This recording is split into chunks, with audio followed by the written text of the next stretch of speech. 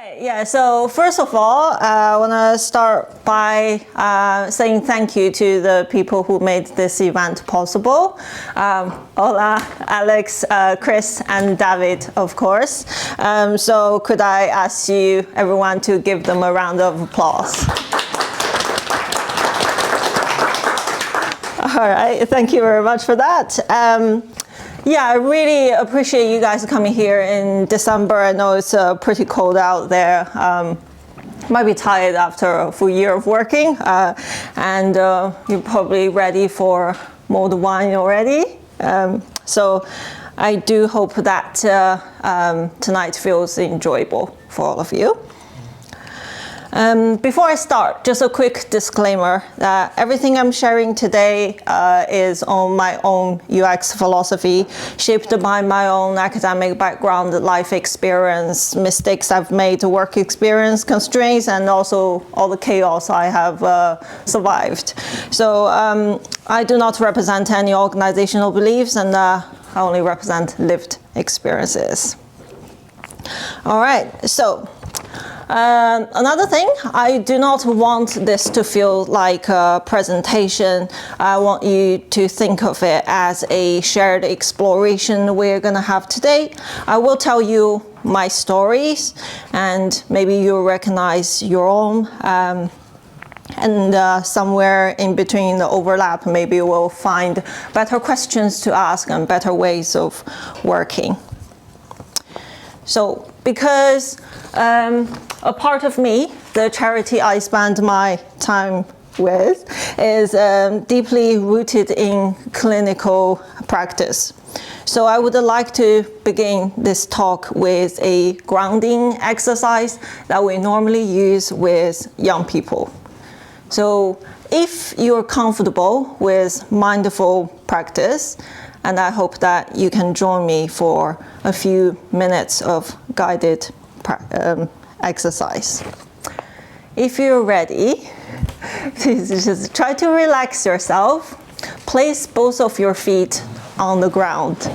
You can be either standing or sitting, but place both of your feet on the ground. Put your hand either by your laps or relaxed on your sides. And I want you to relax your shoulder, relax your forehead, relax your jaw. Now you can either choose to close your eyes or lower your eyes. Let's take 3 slow breaths together. Inhale for 4, 3, 2, 1. Holding for 4, 3, 2, 1. Exhale for 6, 5, 4, 3, 2, 1. Inhale for 4, 3, 2, 1. Holding for 4, 3, 2, 1. Exhale for 6, 5, 4, 3, 2, 1. Inhale for 4, 3, 2, 1. Holding for 4, 3, 2, 1. Exhale for 6, 5, 4, 3, 2, 1. And now you can put your breathing back to normal. I want to bring your attention to a moment with someone that was unexpectedly sweet to you. It can be a very small gesture, quiet, human, gentle.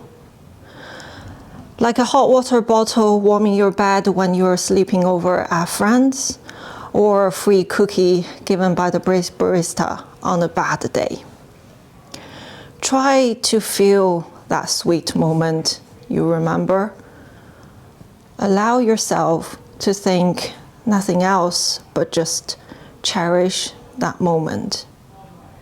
Let it feel all your attention. And please hold that feeling for a few seconds.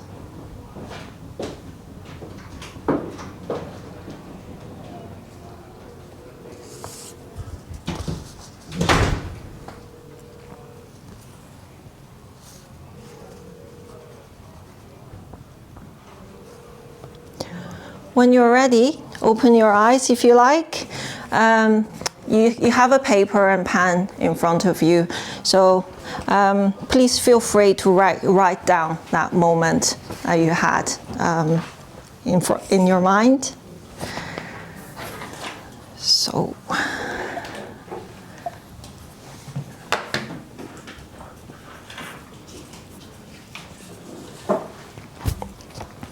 that small human moment, that emotional truth, is the core of user experience.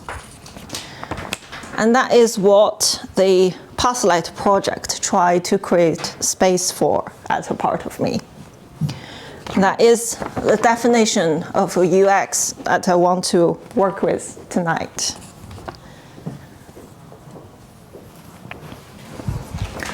So almost 2 years ago, I met Louis, one of the most brilliant minds I've ever met. He is the founder and previously the CEO of A Part of Me. So that's when I joined the mission of A Part of Me, a charity that helps grieving young people. It's a charity that believes in science, user experience, technology, design, and collaboration. When you care so deeply about something, you just try incredibly hard. And when a tiny team of us try incredibly hard, try to do a lot, try to do really well, things can get messy. And Pathlight began with a revamp of the charity's website. The original website was filled with everything that the charity wants to say. 50 pages of content that barely anyone, including the staff, ever visited or was interested to visit. It wasn't a site that was designed to be used, it was grieving for its own relevance. And we saw the chaos.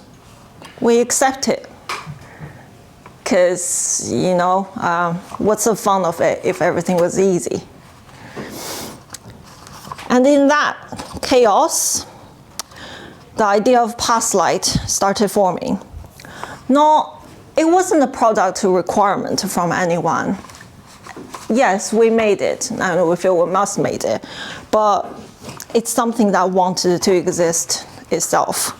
Young people, in their most difficult time of their life, need something digitally. But the path forward was full of paradoxes. My favorite was the chicken and egg problem. So it's a digital resources hub that we wanted to build. And we wanted it to be a digital gallery. And young people can just go to the resource hub and see the content shared by other young people who had similar experiences with them. But you see, the problem is, we want young people to see the content generated by young people, so we need young people to submit the content. But in order for young people to submit, they need to know what they can submit, so we need to have the content on the website. So that's the kind of a reality we're facing when doing UX in the charity sector. Infinite paradoxes, limited time, limited resources, and extremely high stakes.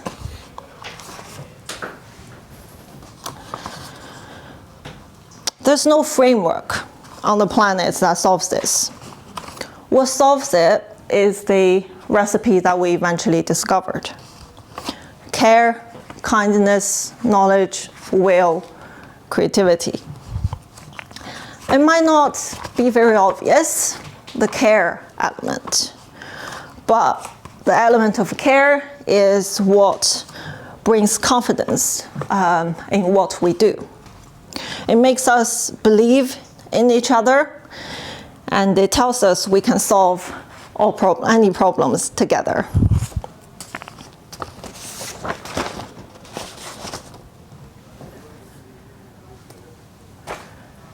Now it's time for confession. I don't use personas, I don't use Nielsen-Norman journey maps, I never liked how my tweets, and I don't write user stories. I don't worship the double diamond or triple diamond. Don't be sweaty, you can unclench. The tools themselves aren't bad, they're elegant.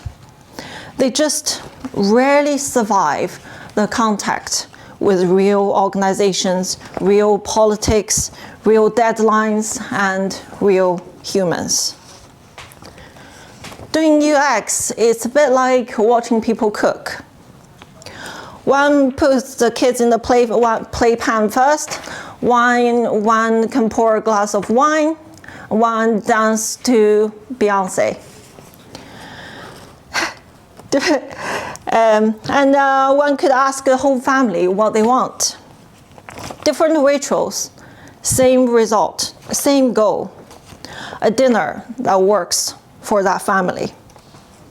And in reality, the family could have a sweet tooth. The family could be just really into spicy things up, and the family could be obsessed with everything organic. UX is the same. The ingredients are universal. Listening, testing, iterating, and deciding. But the rhythm is always context specific. Tools should inspire, not dictate. Frameworks should adapt, not dominate.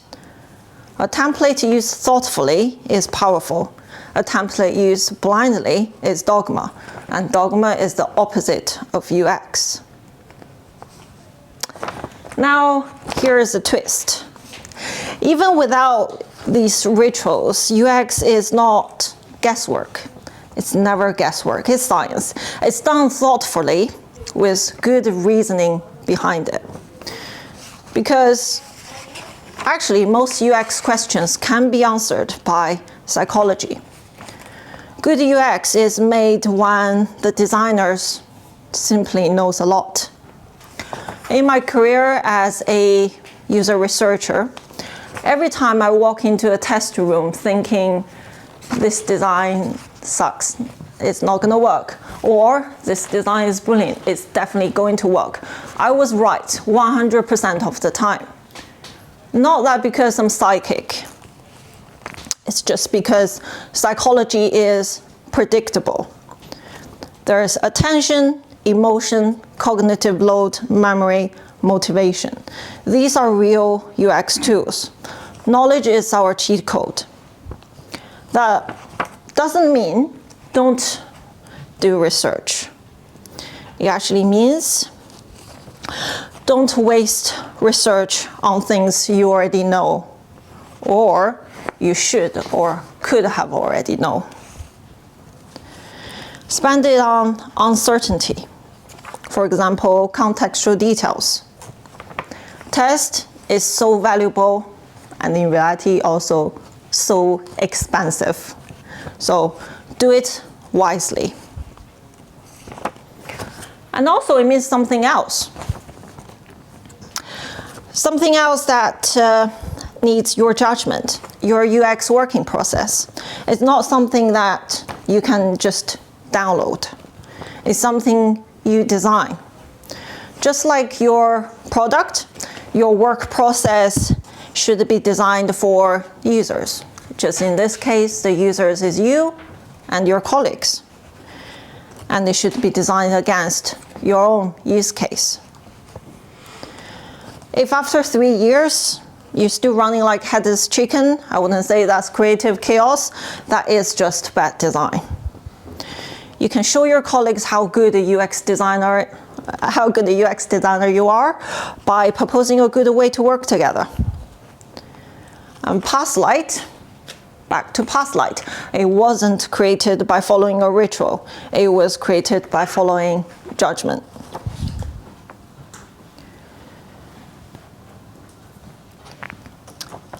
Now let me show you what this philosophy looks like in real life. First one, the naming drama.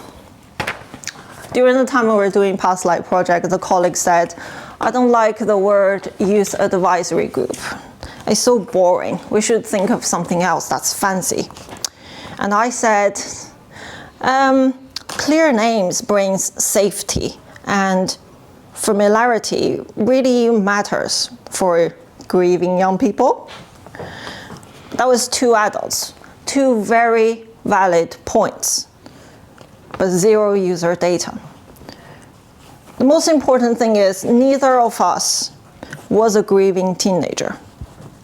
So we ask young people. We turn this question into an engagement activity. We ask them, what would you call this? What feels like yours? What makes you feel safe, and what makes you proud to say? We're still waiting for that decision. It might be poetic, chaotic, or bizarre, but whatever it is, it will be theirs. This is what testing is for. Not for validating adult preferences, but discovering things that we can't see. And we also realized that it's not just the naming, it's also the functions of this group, the activities they do in this group, the need of this group. They can all be consulted with young people. And this is the part, probably the only part of the project that truly should be owned by young people themselves. And this is where we give young people full agency.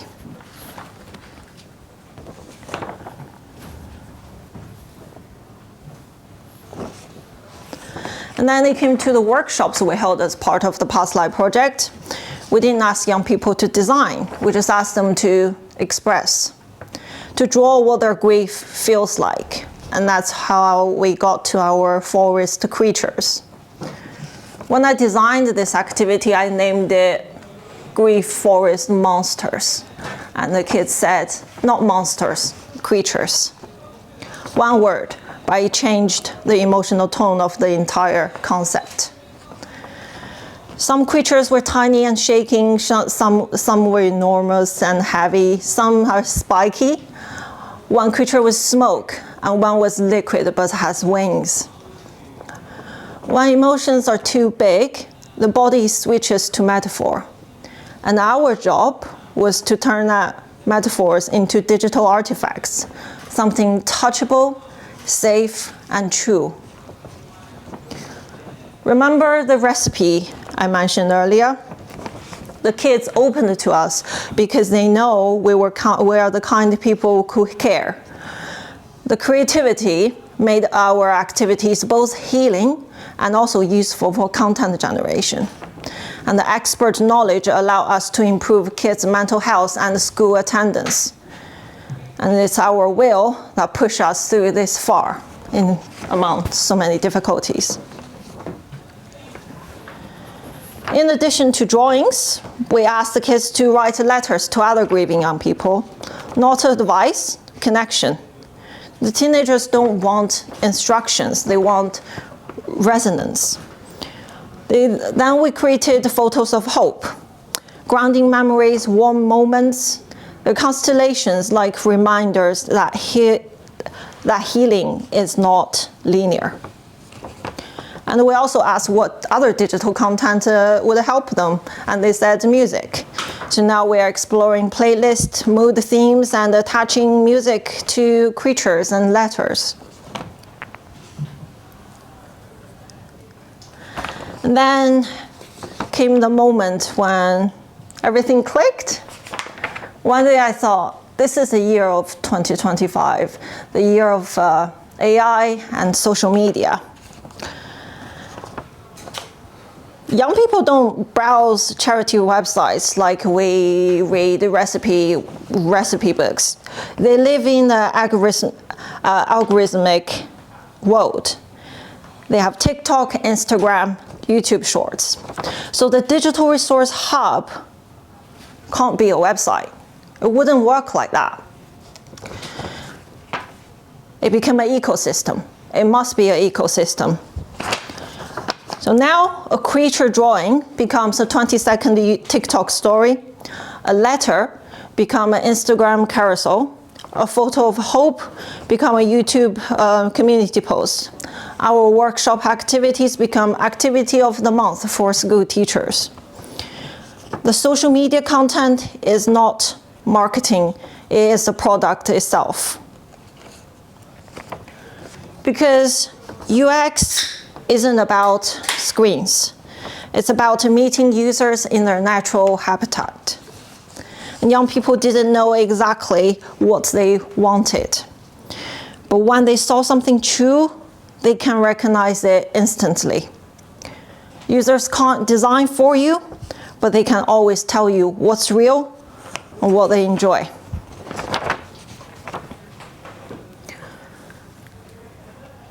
So after working in charities, universities, startups, there's one lesson I keep returning to, which is this. Human love extremes, but UX lives in the middle. You can't design everything you want. You can't ask users to answer every question. You can't ignore the business. You can't let business ignore users. You can't allow non-specialists to make specific design or research decisions. Every UX disaster I've seen came from choosing one of the extreme. The Pathlight only worked because we held the center. We used the clinical research, but we didn't drown in it. We involved the young people, but we didn't ask them to architect a platform while grieving. We respected the constraints, but we didn't allow politics to dictate design. We didn't copy frameworks, but we never abandoned the structure. We didn't test everything, but we tested what we truly didn't know. Balance wasn't compromise. Balance was the strategy. And judgment, knowing what to do and when, is the mark of a real designer. UX is not the double diamond. UX is the space between the diamonds.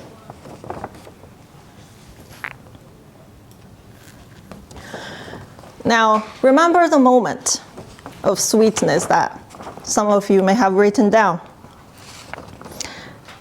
That moment worked because someone balanced their intention with your need. They didn't overwhelm you. They didn't ignore you. They were tuned to you. And good UX feels like that. It feels considerate. It feels sweet. And that's my definition of good UX. It's the design that makes you say, this is so thoughtful. This is so brilliant. Or, this is so sweet. So, here's the three things I hope you can take away today. One, UX is not a ritual or rebellion. It's a relationship between you, your organization, and your users. Two, the most important UX skill isn't research or Figma, it's judgment. And three, balance isn't compromise. It's strategy, and extremes kill good design. And now something important.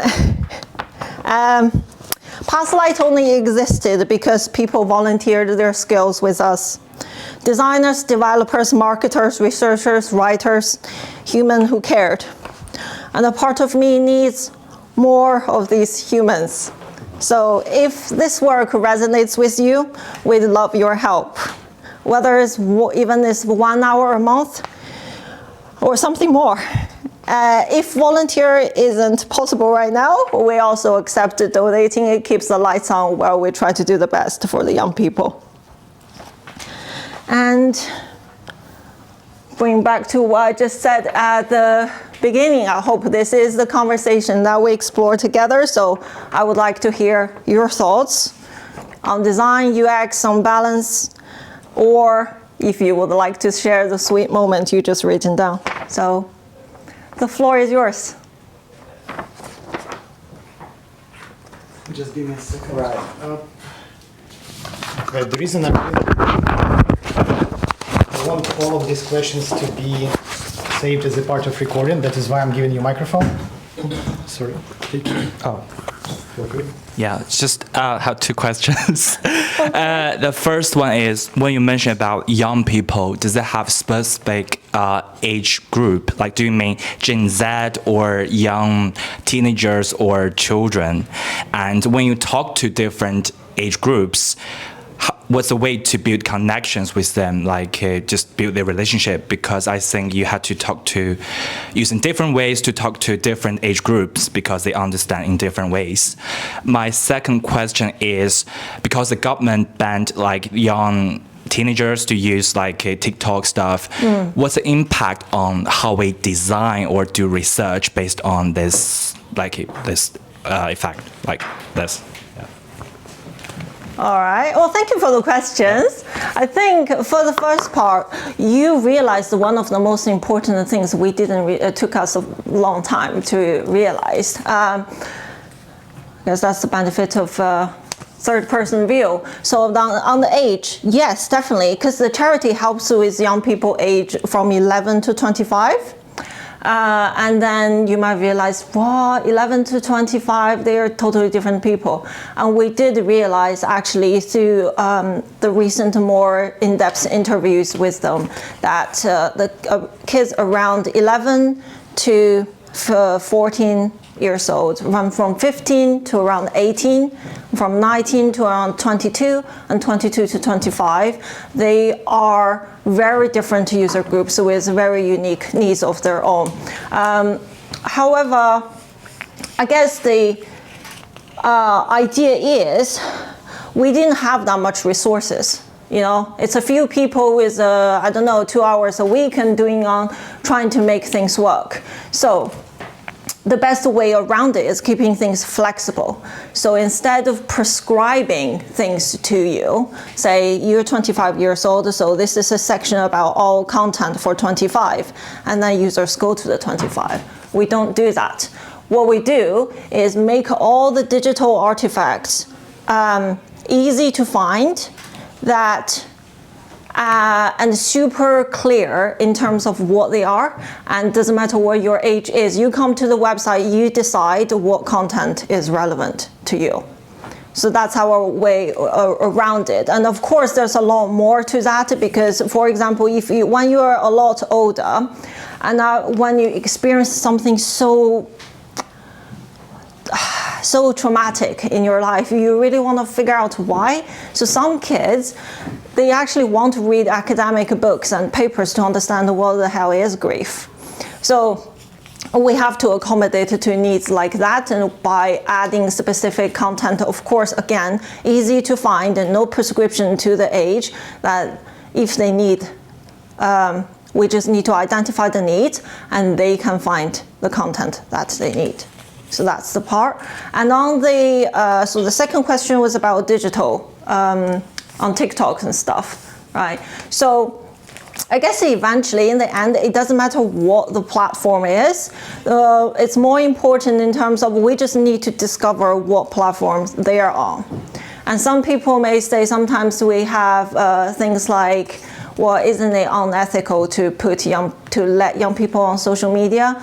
But my argument would be, you know, wouldn't you rather be using those platforms to do something good? And we have to meet the young people where they already are. In terms of the testing, again, we can't run that many tests because, you know, it's very expensive. We have about, like, I don't know, £2,000 to spend in a year on testing. So way more relying on, I guess, learning about their habits, and you have to just always follow their steps and go to wherever they're going. I hope that answers your question. Yeah, just a follow-up question. Yeah. So on the social media, like TikTok stuff, do you think it's the only way to ban them to use the social media, or we can control like the time they use the social media? Like, do you have any other better solutions, like on how young people use the TikTok social media? Well, I guess that's really kind of at the moment beyond our service scope.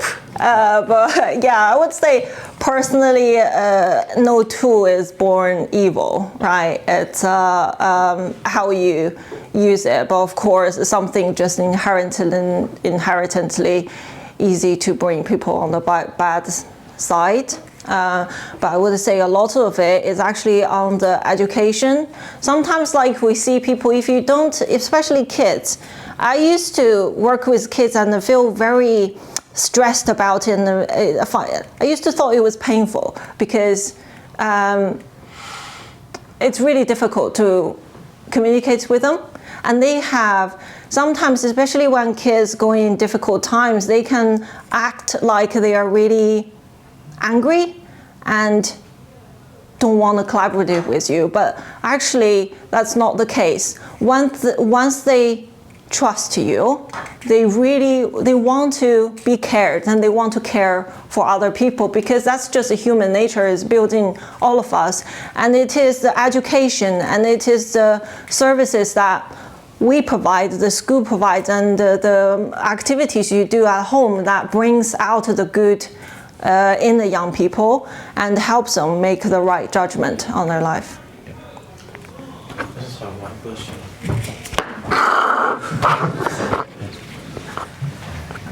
Thank you for the talk. My question is, what kind of service does website provide to these people? Like, what exactly do they help? What exactly do we do? Yeah, what this website does to these young people, like you said, problem. The effect that is having on young people. I'm trying to understand what this website does for these young people, like 11-year-old, like what benefit they get from this website. So the concept is that it's a digital resources hub that's beyond the website itself. So since we realized that the main platform should be on social media, we're more treating the website as an archive for young people who really want to dig in depth. But of course, everything is still work in progress. What we're trying to do, what we say, we call it a digital gallery. And what it means that it's just a digital exhibition of artifacts. Mainly, that's what they are. And these artifacts, including the things I just mentioned, some music and drawings, and we even have comics, and the letters, audio like letters in different media format. So the concept is that this meets the most, the number one needs or issues that young people face when they are grieving, which is the feeling of loneliness. They needed to know that doesn't matter what they are experiencing, someone out there have felt the same. They're not alone. And of course, also, it doesn't matter how you grieve, you won't get judged for it. Everyone is entitled to different ways of grieving. Of course, there's a lot beyond that, but these are the type of things. So through this artifact, those are the messages we're trying to send. Sorry, I'm a bit confused with the whole thing. Yeah. See, what I'm trying to ask you is, if there is a person, a kid, 11-year or maybe 15-year, okay, how do this person, this kid, will find this website, and what benefit or like why do they go there if they are facing that problem? Like how drawing something solve a problem? Like how did you figure this out? The drawing and sharing that can get them out of their loneliness, because I couldn't able to connect with that. Yeah, like, I guess that... I can't see a pattern through this. Like, help me understand if possible. So why is it useful, you mean? Yeah. How the hell is this all of this helpful for young people? Yeah, if I reiterate like one of the previous talk he gave, so there was a thing, as a person, like as a user, my goal is this, or I want to do this, so I get this. So, and despite all the things that you mentioned, that frameworks are not that relevant. I agree with that because I've worked in startups, and if you follow just the framework, you will most likely going to get fired and company will go in the trash. So you have to create your own framework, but there are some frameworks which actually make sense. For example, the one which I mentioned, that as a user, I want to do this or I want this, and how can I achieve this, like goal and purpose. So I want to understand that part, if possible. Yeah, so all of our services are built on knowledge. There's a bit I didn't mention, right? So in terms of how you figure out what your service should do, right? If you're working in a specific, very specialized field, the chances are some academics working in this industry would have done 10 times as better job as we can in a product cycle. And definitely the clinical knowledge, the scientific knowledge behind it, and the archive evidence, decades of evidence we have gathered in the past would provide more value than 20 interviews and the sticky note wall. So aligns with what I just mentioned about you should only research when is spend your research resources on the wise useful parts of your work. So, and then we came up, all the services we design are based on the clinical framework that the charity has. And of course, I'm not saying don't do user research. We do user research ourselves. We do in-depth interview to learn, emphasize with young people.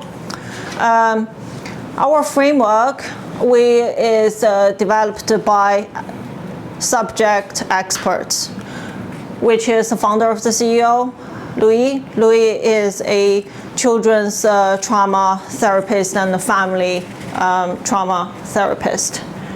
And he has been doing this for many decades. Now, he is a person who led the clinical discovery for the charity. And the clinical framework is a guidance for everything we do in the charity. In this clinical framework, we have 3 outcomes that we must meet in all the services we provide. The framework is, the 3 outcomes are loneliness, compassion, and self-compassion. Loneliness is what just mentioned, what young people are getting out of this. One of the very specific things, don't feel alone. And that is the need. It doesn't need to be phrased as a grieving young kid, I need to not be alone. We just know young kids we need to reduce loneliness of young people. Self-compassion is a feeling of, like I just mentioned, do not self-sabotage. When you're grieving and you realize you're grieving, not like what the website says, not like what the 3 stages of grief said, you feel bad for yourself that you're doing everything wrong. You didn't cry enough, or you laughed too much, or you didn't laugh enough, all of that. And that's why the self-compassion come from. You need to be accepting to yourself. And compassion is the feeling for other people. Do I feel when other people are suffering, and do I want to help other people who are suffering? And that is very important because you can actually manage your own grief and your own difficulties in life when you help other people. The effect is dramatic. And of course, we have a lot of evidence to back that. So I hope that answers your question. Yep. Okay. Thank you. Anyone wants? Yeah, I actually have a question. I wanted to know, how do you reach out to these children to do your workshops? Is it through existing, how do you reach out to the children to do the workshops? Yeah, I know it's very difficult. Recruitment is the most difficult part of the research. I would say it doesn't matter. Maybe it doesn't matter what industry you are. And for us, we are blessed by having volunteers who have close connections with local schools in London. So we run workshops in schools in London, collaborating with the schools. And that's how we can also measure the kids' school performance after they receive our services. And of course, we also use paid recruitment to do. Thank you. Anyone else? And how many schools or facilities you have in partnership with in Edinburgh? We don't have any. No, any. All the in-person work happens in London. Oh, I see. Yeah. Gotcha. Okay. No questions? Everyone. This isn't a question, it's more an observation, so I'm sorry in advance, Doc, if I sound ancient, which I am. Okay. Congratulations on your work, it's amazing. Thank you. It's really good. Thank you very much. We very much appreciate it. No, I think it's brilliant. My observation is maybe one which is obvious to all of us, but maybe not so obvious.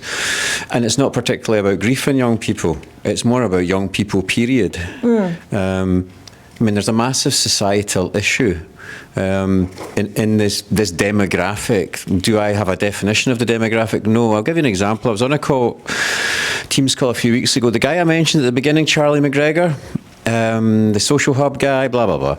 He used an expression which I'd never heard before. We're going to help the anxious generation. And he said, we're going to start, in a light-hearted way, teaching youngsters how to say hello. And I stayed on the Teams call with him. I'll be honest with you, I thought he was half nuts. And he was explaining to me, if you don't know, have you read the book The Anxious Generation by an American psychologist? I mean, it's staggering.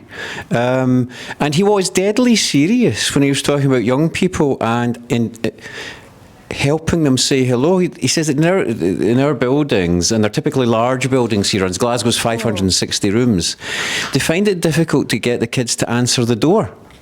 If somebody knocks the door, because they don't know how to say, hello, how are you? My name's Jim, or whatever. So I think anything that improves this issue, whether it's grief, whether it's the connection of young people to other people, is a good thing. So I applaud you. Well done. Yeah, thank you for that. Yeah. We try our best. We always, from time to time, we do talk about this, like, what happened? Yeah, but it could be, we never get answer. You never know. It could be, it has always been like that. It just wasn't seen. And in our activities, like what you said, it's not just a grief. Grief is only one thing that happens in their life, and there's a lot going on around it. So when we do workshops, like we have another program called Guide Me. And that's a program, we don't try to collect content from the program, that's purely therapeutic. And in that program, we also just design activities in terms of what you just said, teaching them how to communicate.